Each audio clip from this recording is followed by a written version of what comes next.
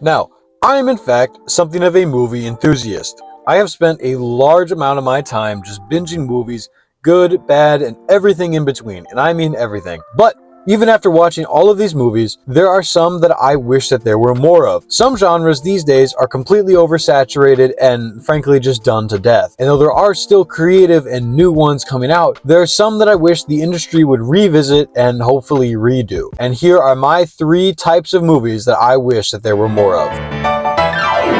Also, not that I think it matters, but there won't be a face cam in this video because I am filming this at night after work and it's dark.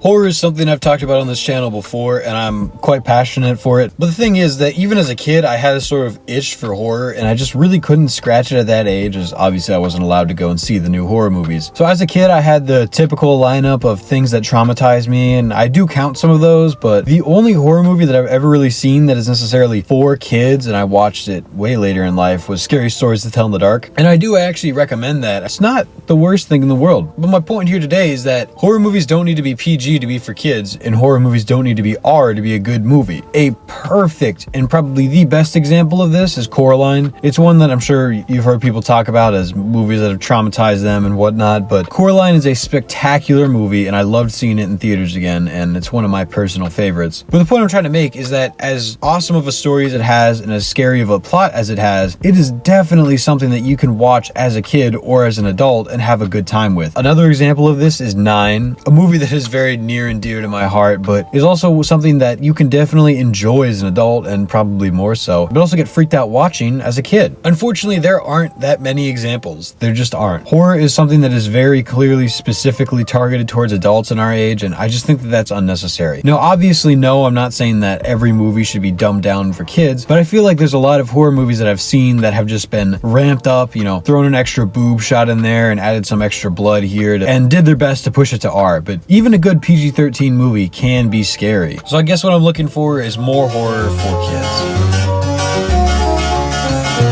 This is a very, very specific type of movie that I have never seen outside of maybe 1.5 examples. I'm not even positive that this type of movie has a name besides maybe medieval sci-fi. I genuinely don't really know what you would describe this movie as, but the only 2 examples that I can think of are The Adventures of Baron Munchausen and The Time Bandits. Both movies from a godforsaken era with plenty of godforsaken movies. What's so special about these movies that I would bother talking about them today? It's pretty straightforward. These movies cover such an interesting topic, which is medieval sci-fi, knights and castles and pirates and boats, but also this very fantastical approach to it. The Adventures of Baron Munchausen is another one that's very close to my heart and just how wacky and weird it is. And even though I still don't fully understand how the movie itself ended, I do love the story and the characters, these very amplified, almost superhero-like characters in a medieval setting, using what are basically superpowers. Medieval sci-fi should use this movie as something of a guide. It just takes these sort of ideas and makes them very fantastical. And that's the thing about sci-fi, is that it can apply to any time genre, but I haven't really seen it in specifically medieval times, which is why I'm using this movie as such a good example. It has such interesting fight scenes and characters, and I know that it was technically a book beforehand, but regardless, Time Bandits is another one that's close but not exact.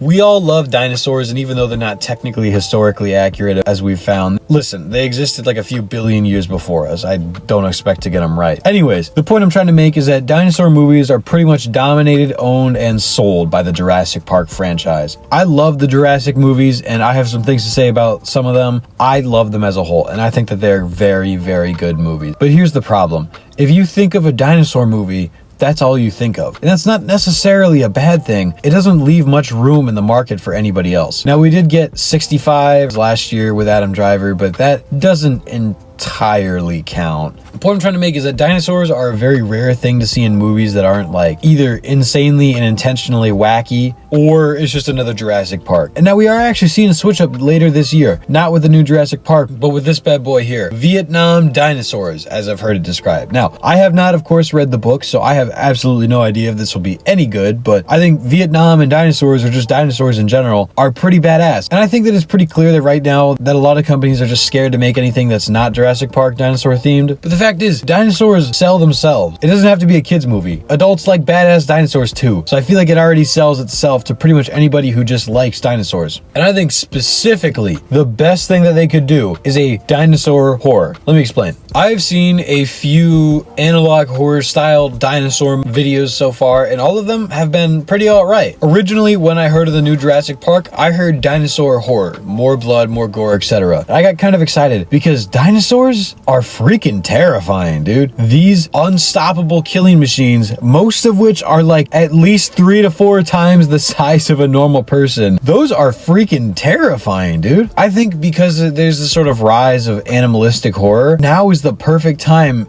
ever to make a dinosaur themed horror movie. Something that the original Jurassic Park was actually pretty close to, but it sort of got watered down over time until dinosaurs kind of just became a threat and not so much the main villain. Dinosaurs are scary, and there's plenty of analog horror right now going around to show that. It is an untapped market and something that I see a ton of potential in. And yeah, all that is to say that I didn't explain all those very well, but I think that all 3 of those are perfect examples of things that the movie industry just needs to start taking risks on. We have gotten sequel after sequel this year, and it's about time that we started getting something new, something untapped. And I'm just trying to make this video to show that there's a lot of just gold lying around that companies are either too scared to make or just don't know how. Anyway, that's about it. My next video might actually take an entire month. It's going to be the crown jewel of my One Piece videos so far, and it is going to be my thoughts on the first 1,000 episodes.